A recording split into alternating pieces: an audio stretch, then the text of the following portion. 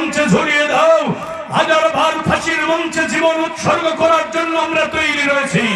কোরআনের আইনের কথা বলার কারণে মেশিন গানের বুলেট দিয়ে যদি তোমরা আমাদের বুক ঝাঁঝরা করে দাও, মেশিন গানের বুলেটের সামনে দাঁড়িয়ে মাথা উঁচু করে হাসতে হাসতে শাহাদাতের নজরানা পেশ করে আমরা জান্নাতের পাখি হয়ে আল্লাহর কাছে হাজিরা দিতে চাই।